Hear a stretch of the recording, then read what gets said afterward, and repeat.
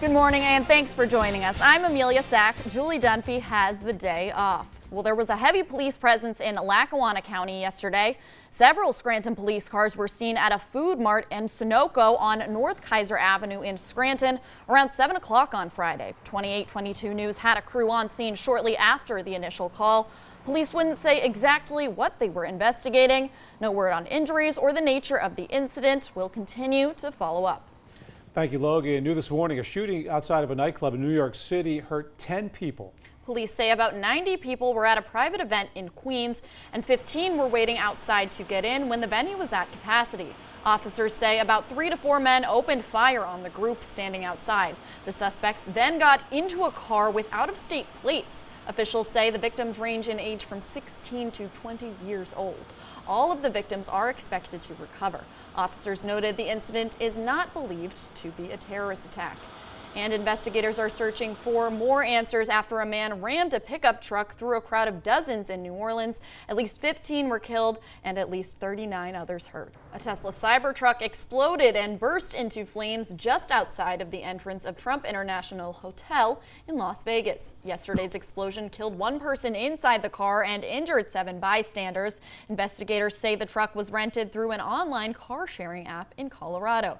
Gas canisters and large firework mortars were found in the back of the vehicle. Authorities are now investigating this as a possible act of terror. The explosion came just hours after the attack in New Orleans. A new year means thousands of new laws are on the books. As Bradley Blackburn reports, this year millions of minimum wage workers are getting a raise and several states took aim at gun laws.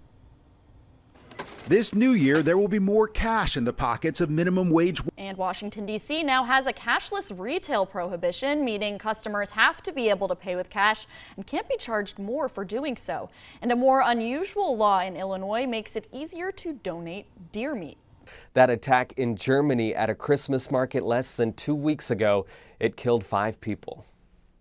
Now, Vinay, the FBI has warned about elevated threats of terrorism. What do we know about ISIS threats in the U.S.? Well, after Christmas, many of us probably have some unwanted gifts lying around. Yeah, and instead of tossing them out, one nonprofit in the Poconos is actually asking you to donate them. 2822 Sydney Costas joins us live this morning from Monroe County to explain. Hey, Sydney. Thanks, Kevin. All right. It was the biggest shopping day of the year yesterday, Black Friday. Many local businesses are still getting in on the fun all weekend long. Dozens of people were walking around town all day in Scranton, checking out the businesses the city has to offer. Small business owners say they're happy to see people stopping in. And when you shop small, you might get items that you wouldn't see at your typical big box retailer. All right, thank you, Cindy. Good morning, everybody. It is Thursday, January 2nd. I'm Tom Williams, and we're very happy. Amelia Sack joining us once again here on the Anchor Desk. Good to see you. Thank you. Good to see you, too. Happy to be here. What I wasn't happy to see this morning, Logan, was some snow on my car. You're joining us now from the roof to give us an idea of what we can expect today and the rest of the week. More snow, is that in the forecast? Yeah. Imagine never having a moment of silence. Well, that's life for the nearly 20 million Americans who experience tinnitus, or a constant ringing in the ear. A small subset has what's called pulsatile tinnitus, meaning they hear the sound of their own heartbeat. Michael George introduces us to one patient who says she had heard enough. The shelter is above the St. Vincent de Paul Kitchen on East Jackson Street and houses up to 20 men.